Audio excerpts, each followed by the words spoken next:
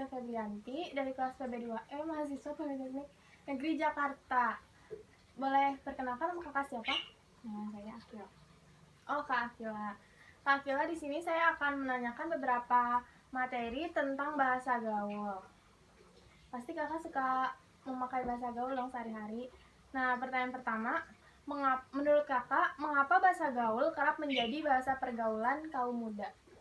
Karena bahasanya mudah dan tidak terlalu baku. Iya. Jadi gampang diaplikasikan. Oke Kak, pertanyaan kedua, menurut kakak nih, bagaimana dampak bahasa gaul di kalangan remaja terhadap bahasa Indonesia yang baku dan baik? Dampaknya? Iya, Dampaknya bahasa Indonesia yang sesuai EYB itu bisa tergerus dengan bahasa gaul yang dibawa dari budaya asing, kayak misalnya campuran bahasa Jaksel atau yang ada bahasa Inggrisnya gitu. Iya. Oh iya.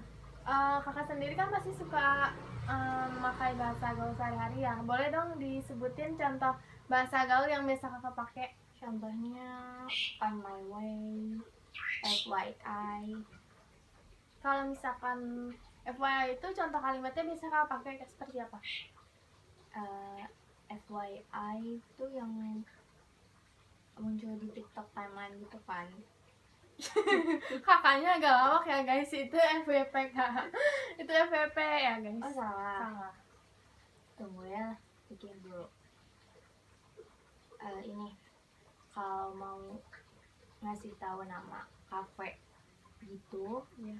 FYI kalian tuh bakal dikasih makanan ini loh gitu. Oh ya, jadi artinya tuh for your information lah kak. Oke. Nih kak, aku mau sedikit ngasih informasi. Kali aja kakak belum tahu tentang bahasa gaul. Bahasa gaul itu disebut juga bahasa prokem. Sebagai bahasa Indonesia yang non-standar, lazim digunakan di Jakarta pada tahun 1970-an.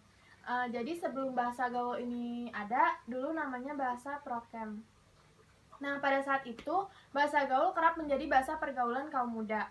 Ragam bahasa ini bersifat temporal dan rahasia. Faktor kerahasiaan menyebabkan bahasa gaul ini selalu berubah-ubah sepanjang masa. Makanya setiap zaman gitu kan kayak ada pembaruan bahasa gaul atau nggak ada bahasa gaul yang baru muncul. Lalu kaum muda menggunakan bahasa gaul ini menjadi ragam lisan dan ragam tulis. Bahkan di sosial media pun sekarang sudah banyak bahasa gaul ya. Kakak sering menemukan? Iya. Ya, jadi kayak bahasa gaul ini sudah menjadi seperti bahasa Indonesia yang sehari-hari yang kita pakai gitu. Kakak makasih banyak ya sudah meluangkan waktunya untuk bisa sharing dan menjawab pertanyaan saya. Saya ada sedikit games nih kak. Nah kak, sekarang pertanyaan pemenggalan kata ya. Kakak tinggal menyebutkan pemenggalan kata yang benar dari kata yang saya sebutkan. Pertanyaan pertama, itu fotografi pemenggalan katanya seperti apa? Fotografi. Iya benar. Pertanyaan kedua, itu introjeksi itu pemenggalan katanya seperti apa? Introjeksi. Salah. Yang benar itu adalah introjeksi. Jadi dipenggal 2 kali aja. Pertanyaan terakhir, ketiga itu pasca panen, pemenggalan katanya seperti apa kak? Pasca panen. Iya benar. Kakak ini pintar banget ya guys. Jadi yang lebih menantang. Minta yang menantang, maaf banget kak. Tapi pertanyaannya hanya ada 3.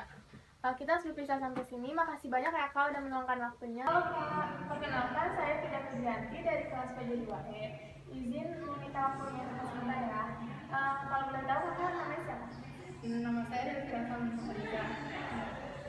Di sini saya akan menanyakan beberapa pertanyaan tentang kalimat kata baku dan kata tidak baku.